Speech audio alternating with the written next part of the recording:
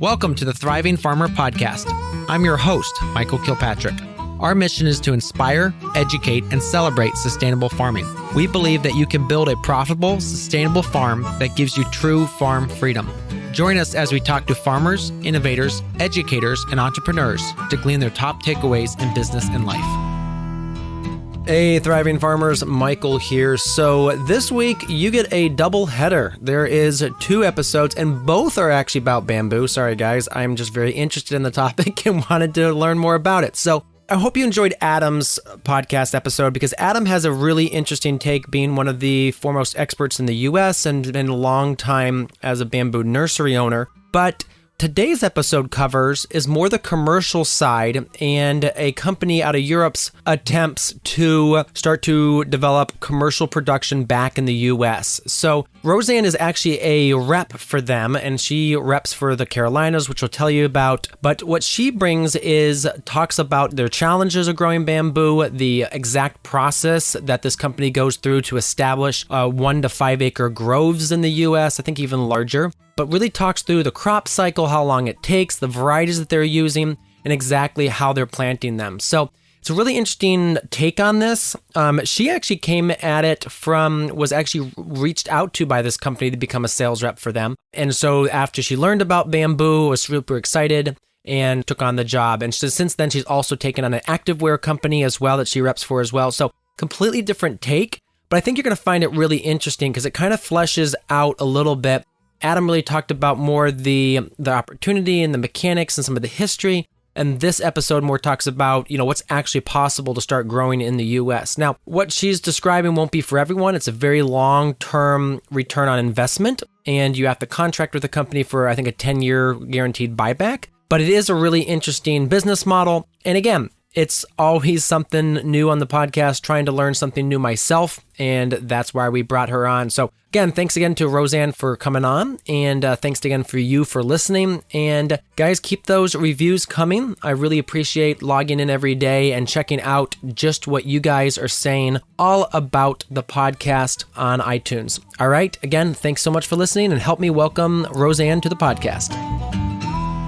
Welcome to the podcast, Roseann. I'm so happy to be here today. I really appreciate it. Yeah, and you're also known as the classic bamboo lady, right? I am. It's crazy. My last name is Classic, and everybody around me says, "Oh, you're the bamboo. Oh, yeah, classic bamboo lady." So there it is. Okay. So talk to me a little bit about how did you get involved in the bamboo industry? Well, let's see. It's probably going on, probably 3 to 4 years now.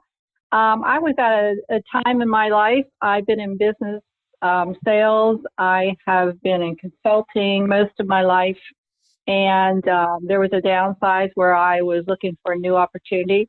And actually, this company was looking for reps in the United States. They found my resume, gave me a call. And after we spoke, they thought it'd be a great fit to represent their company in getting the word of bamboo out there. So that's pretty much how it started. Interesting. So before that, you weren't really familiar with the bamboo industry, but they reached out, you kind of got involved and said, "Oh my gosh, this sounds really cool." And the reason it sounded cool, because all my life I have been one to really be, connected to the environment. I always felt like everything that we do has a result or a consequence to it, whether it be good or bad. So when they brought it to me, I'm like, "Oh, that's so interesting. I got to read more and more and more." And I couldn't put it down with all the information they were giving me. Mm-hmm. I was just like, "Oh, this is just so interesting. I love this." And I was connecting to the whole concept right away. I didn't even know much about bamboo in the United States, let alone what's going on in the world. So it just gave me this new insight that I was excited about. But you do have 2 companies now. One, you said, actually growing it, and then one like an activewear company as well. Yeah. So the major one right now is a company. You want me to give you that name? Sure. Or you want to wait till the end? Yeah, go right ahead. This particular company is called OnlyMosoUSA, and they're located down in Sarasota, Florida, where they actually have the nurseries. Now, their background is they started, I believe, in 2014 in Italy, and they're over there in Europe, and they started, the gentleman who started this, his name is Dr. Pecci. He's probably one of the first pioneers of bamboo He's been studying it all his life. I mean, he has an agriculture background, and he's been so consumed by it all his life that he thought, why aren't we not growing this like we should? Because there's so many products and services that come out of bamboo, and it's such a natural product. So he started it with the concept of being in Italy, where they actually sell the plants. They do not sell seeds. You cannot sell seeds. So they sell the plants. And what they do is they start the seeding somewhere, and then they start putting it in nurseries, and then they propagate these plants. And then they actually have many people looking over the nurseries day and night. And that's what the farmers and the landowners, that's what they sell to the farmers and landowners. And so they started in there, and they're a completely debt-free company right now. And they're one of the, I think they're the largest bamboo companies in Europe. So they have excelled. Now he brought the idea to the United States, and our operations manager, he's ultimately, he's over here in the United States. He's located in Florida. So he said, I'll go ahead and start the operations here. And then what we're going to do is start the nurseries in Florida, because obviously that's the best weather. And so that has started since we are at 2020, I believe 2016. And we really, now what we're doing is they're propagating all the plants down there in the nurseries. And so I am one of their reps, and I cover a lot of the Carolinas, North and South Carolina.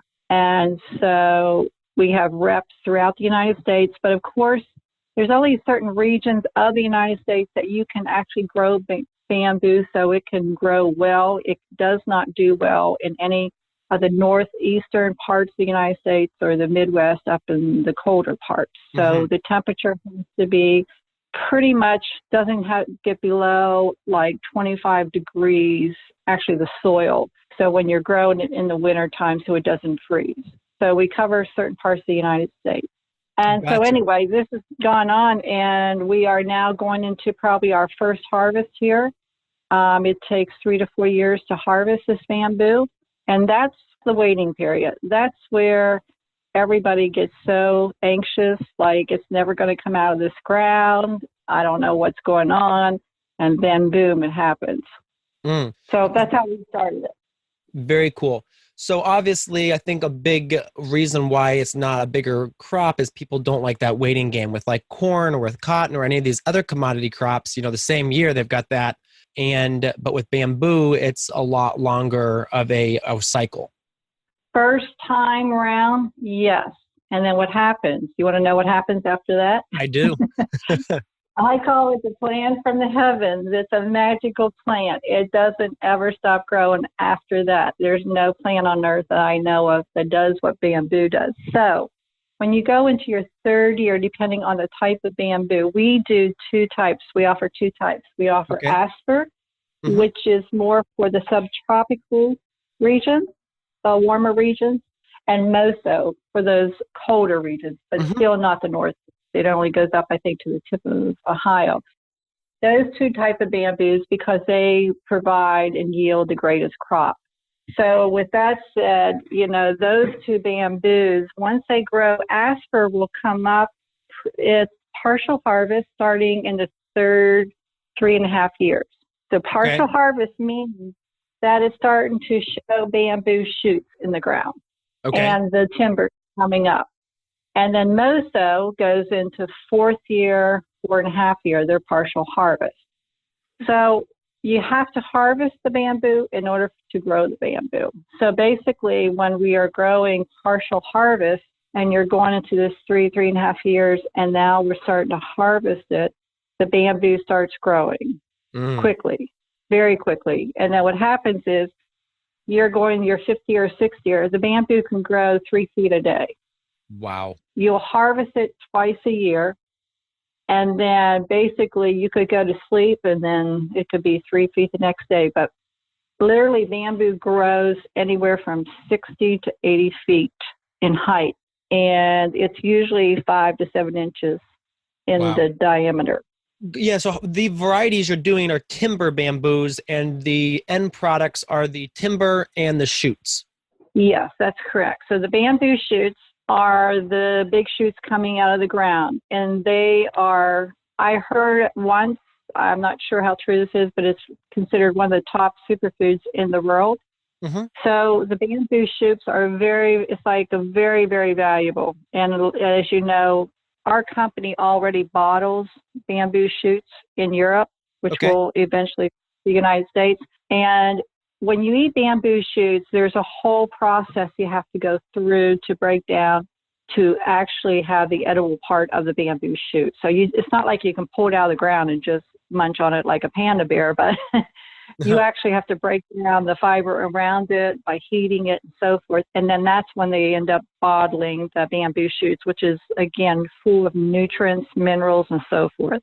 Mm-hmm. And then the other part, the stalks that are coming out of the ground, those are the ones that we want to harvest as they're growing up. And that's used for timber, construction, all kind of furniture. They break down the stalks also for bamboo yarn.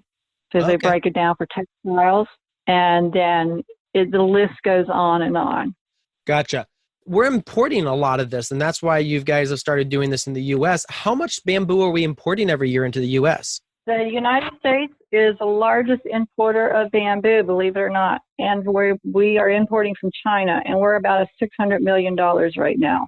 Wow. So you can see the great opportunity. That's why another reason I'm so excited about bamboo. Not only does the bamboo have all these amazing benefits for the earth, but when you're talking $600 million a year that we're importing from China, that all the opportunities that we could have here in the United States. So it takes time to grow this bamboo, but once we do, because think of all the products. You know, in China, they're building scaffolds. They're using it for construction. You don't see it much here in the United States. And the reason is we have to import it. There's so many taxes and stuff that are on top of it. Mm-hmm. And it's not really in the United States like it is China. But if anybody, really did the research, they would find out it's unbelievable what they use it in construction, bridges. I heard there was a bridge, I believe in China, not sure where, it collapsed. And they put up a temporary bridge made out of bamboo. And it's still hanging from this day because, in case anybody doesn't know, bamboo is stronger than steel by weight. That's a fact. It's stronger than steel by weight.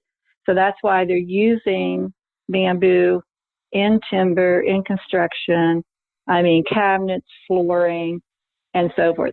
On the other side, you got to be careful about bamboo. When I read a story, they were making like cups out of bamboo, coffee cups, but they were using another chemical on top of the bamboo. So Pete, you got to be careful when you're buying these products, to make sure that the chemical and the glue is not interfering with the natural benefits of bamboo.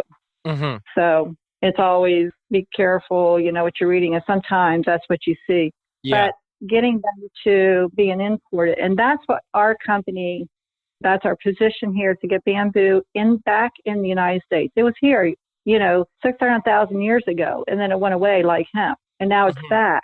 So what's growing around the United States is wild bamboo.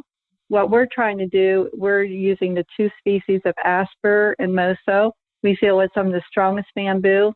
We're giving opportunities to all the farmers, landowners. And by the way, too, we have a college, and we have one of our staff who just goes out to agriculture universities and that, because they're always doing the research on the latest product. Well, up at A&T University up in Greensboro, North Carolina, they're already growing hemp, and they already partner with OnlyMoso. So they've been growing our Moso going on 2 years now. So Gotcha. They do a lot of weed management to make sure, and they're always finding ways for weed management, because that's going to be always the thing, weed management on any crop, So we're always getting better and better at everything.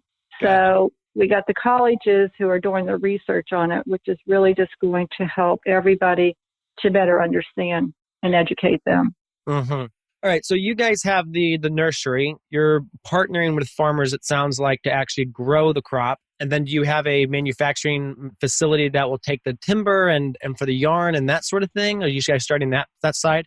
Yes, we are. We pretty much how it goes. Like, my job is as a rep for this company and other reps. what we do is we're connecting and we're educating farmers and landowners. There, you would be surprised how so many have no idea what this is all about. And so I say, it's not my job to sell you. My job is to educate you. Mm-hmm. So we go around and we talk to many farmers, landowners. We talk to agriculture schools, and we educate them into the process of how to grow bamboo and what the potentials are. So once we do that with a farmer or landowner and say they're on board, sometimes it could take 4 months, 6 months, a year before they say, okay, I'm ready to do it. Because it's such a process. Once they do, and now we're in partnership with them. And then we go through the whole process of helping them to prepare their land and so forth to get started. Because, it's going to take at least, I say it's going to take up at least 3 months to prep your land and your soil to get ready to actually do the planting. And the planting takes place a certain time of the year. As soon as spring is ready to come and there's no more frost, there's a time to start planting. And then we go into about October till the end of the year. And we don't want to go into when there's any frost, when winter's coming as well. Gotcha. So then when you plant, you're taking actually the seedlings, and like what size of pots do you use? Because I've never seen this done. So we don't do any seedlings. Yeah. We never do any seedlings. So what we're doing in Florida, is they actually have, the plants are in, they are in pots, but they're not in small pots. There's a certain size of them. They're somewhat medium. And these are the plants that have been in the nurseries for months and months. And what they're doing down there, they're making sure that the root system is intact. It's growing well so that when they transport it to the farmer, that it is very strong, because it cannot be weak, because this is where once we take the plant with the root system and we put it on a truck, this is where everything becomes very fragile because of the heat and so forth. So just that transportation to the farmer is a very fragile situation. And once it gets to the farmer, there's a process that they got to take it off the truck, and we put so many plants in a box. They got to rip open the box. They got to water it right away. And we give them usually, I believe, 24 to 48 hours to get them into the ground. And then there's a process and a protocol that they have to follow in order to keep that bulb and the root system all intact. Mm-hmm. Because you don't want that to dry out.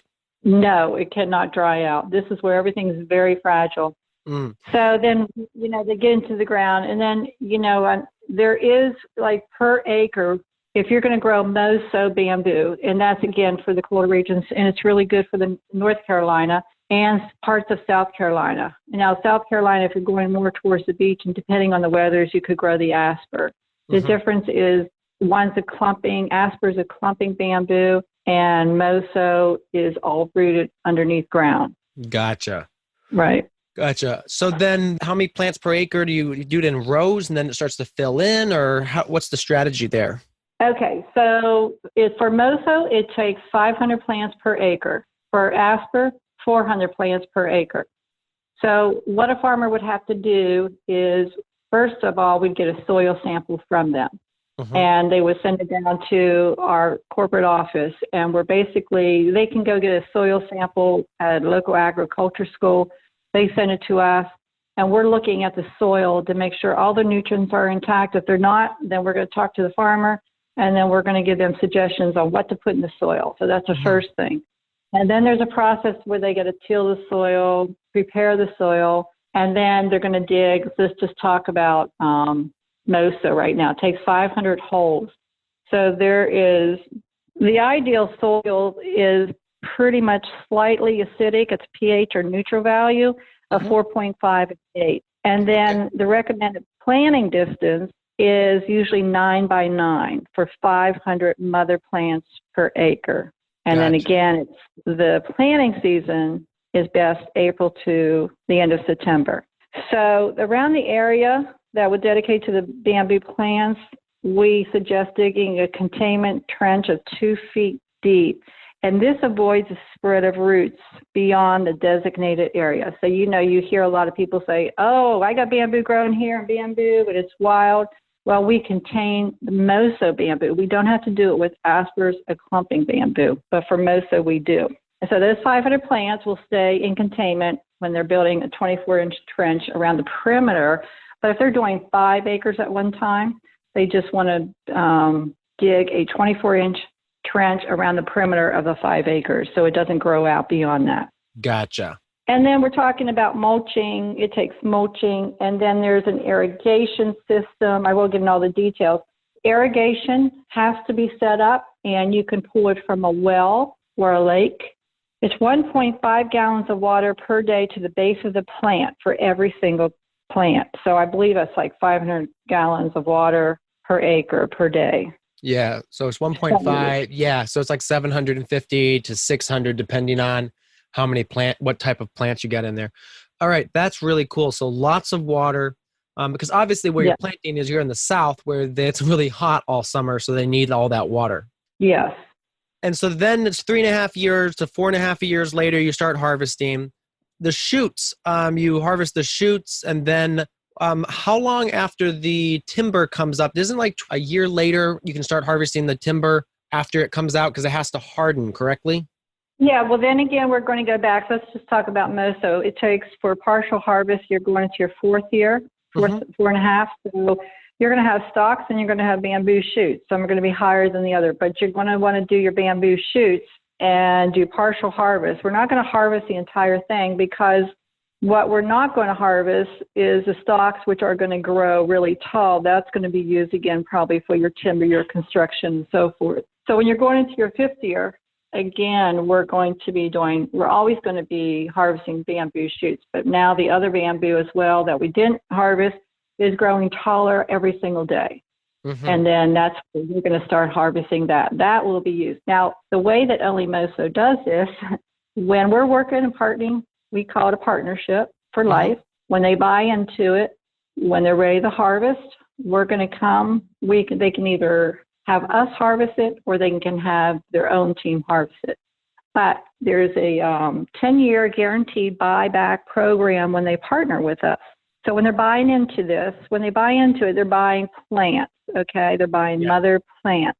And then they'd have to come up with the cost of prepping their land, tilling their soil, digging the holes, and then building their irrigation system and having a well. And then when we are ready to actually harvest, so we say to them, we're going to pick up your bamboo and we're going to buy it back. Guaranteed 10-year, that's a contract that they signed with us. They can renew it after the 10 years. So at 10 years, this is where they make the money then. So their return on it, I think it would take about, a couple years for them to, be even with the return of what they put out into it. So when you're going to the 4th and 5th year, that's when you're probably paying for all the prepping of your soil and your land and so forth. But we come out and we'll say, okay, we're going to buy back every bit of piece of bamboo. So 4th and 5th years is partial harvest. When you're going to your 6th and 7th, it's full harvest. And now they're starting to make money.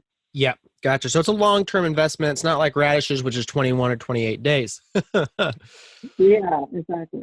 But if you're more land extensive and you have the space for this is a good long-term investment. All right. So you said that was one of the things that challenged the weeding. So you said mulching. What do they usually mulch it with?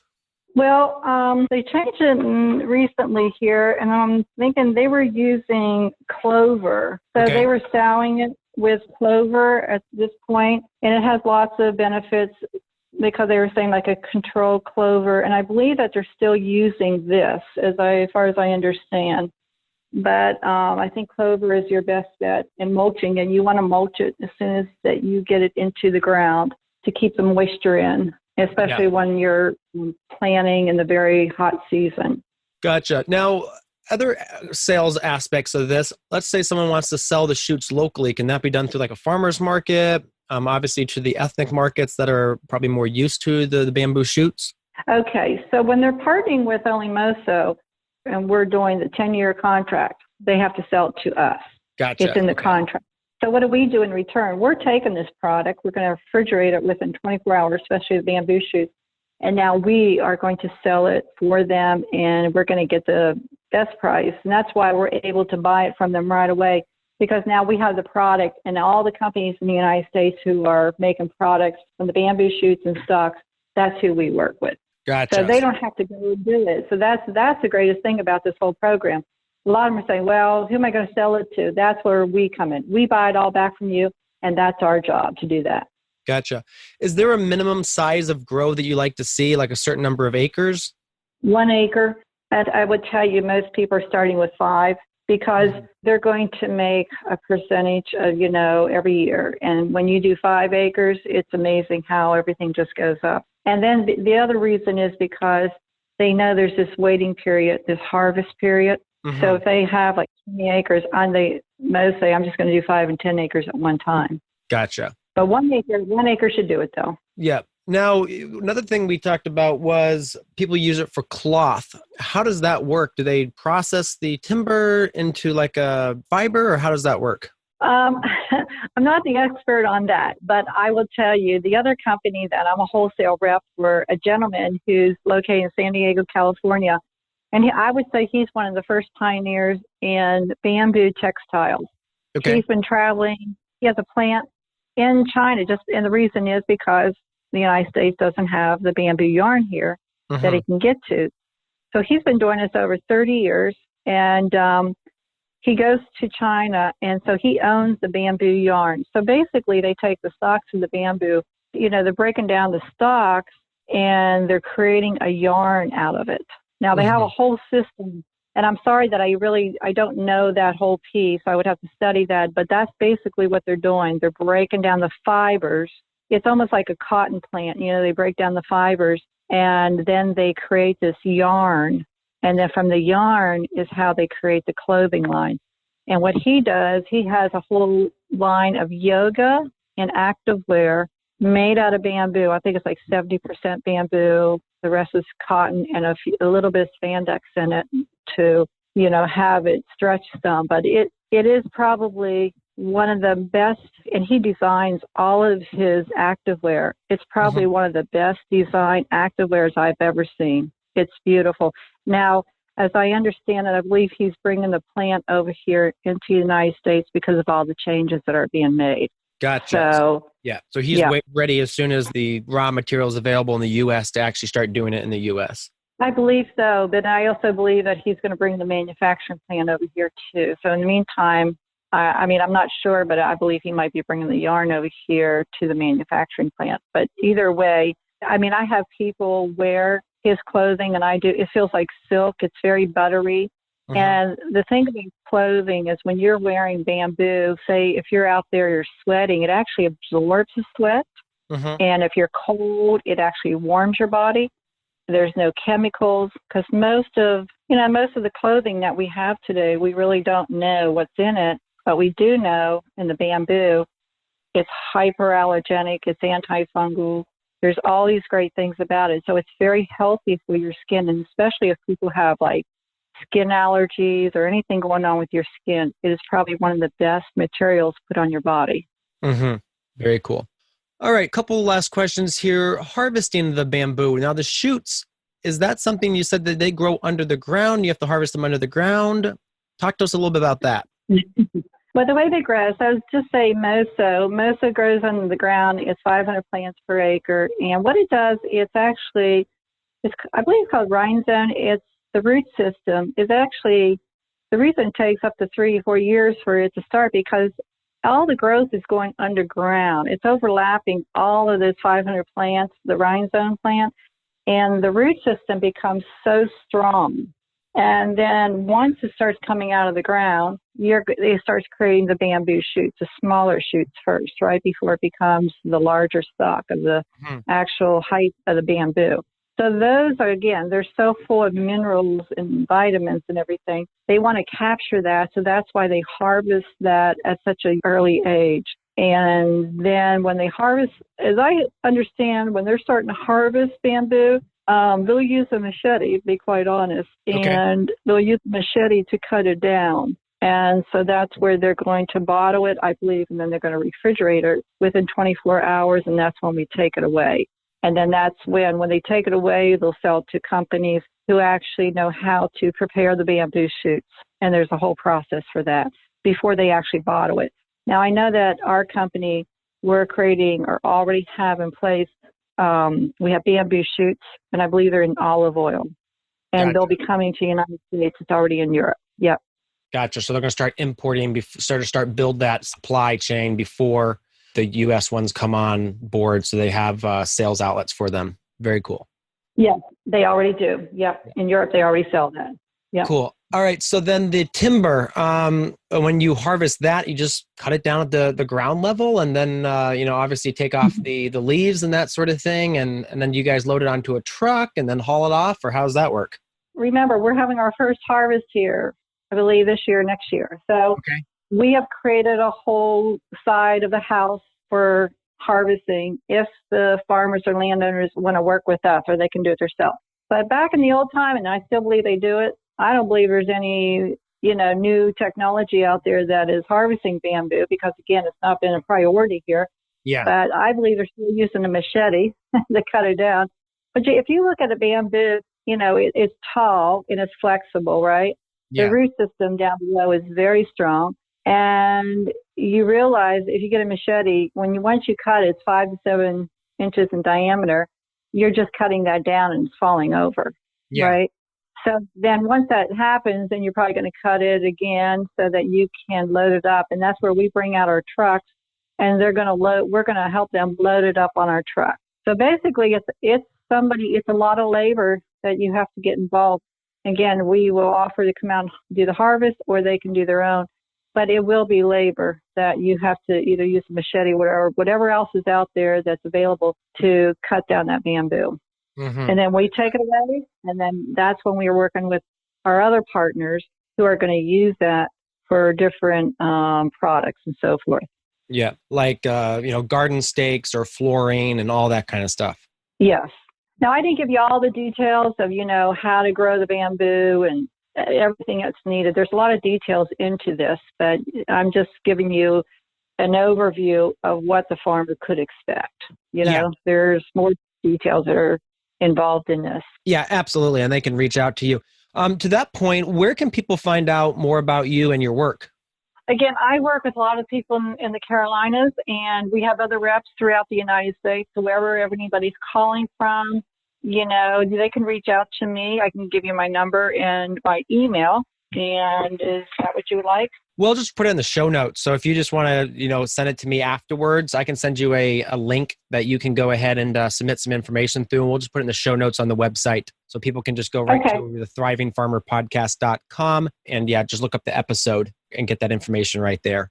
And they can go on OnlyMosoUSA.com. Okay. They can go on there. And I'll give you my other website for the active wear as well. It's GreenAppleActive.com. Okay, very cool. And you also have a Facebook group people can check in, because that's actually how I ran into you, as I joined your Facebook group and started looking around there. Yeah, so my Facebook page is Bamboo in the USA. And honestly, there's so many people just wanting to come into my group, and we're all becoming friends on there. Lots of questions. On that particular page, and OnlyMosoUSA has their own page as well. The page that I started, we do talk about OnlyMoso. We talk about growing it, and we're talking a lot about really what's going on in the world, so that everybody here in the USA can see what is going on out in the world that makes bamboo so profitable, such a great resource. I mean, if people dug into it, they realize, it helps with erosion. Where there's earthquakes, because it grows underground, it can help even with the earth splitting. It gives off like 15% more carbon than trees, and it gives off also 35% more oxygen than trees as well. And because, like, if you're in a hurricane or tornado, bamboo flexes. The whole root system is underground. That's what makes it so strong. So trees break, bamboo flexes. I said to somebody once, and I believe it to be true, you can sustain your life in bamboo. I like the way it goes. You eat bamboo because bamboo provides all these minerals and vitamins. You wear bamboo. It is one of the best chemical-free clothing to wear. You can build bamboo. You live in bamboo. You can have bamboo outside your house, so the oxygen is coming in, and it also sucks up the carbon. Very cool. Well, Roseann, thank you so much for your time today. Really appreciate it. And always interesting to learn about a new crop, and really cool what your company is doing. That's kind of, restarting this in the U.S. as a commercial venture. So that's really cool to learn about. So again, thank you for your time today. Thank you very much. It was a pleasure being on it. Thank you. So there you have it, another episode in the books. So I'd love if you would hop on over to iTunes and leave us a rating and a review. Those mean everything to us. We love to hear what you're thinking. If you have a podcast guest that you can recommend, please pop on over to the Thriving Farmer podcast website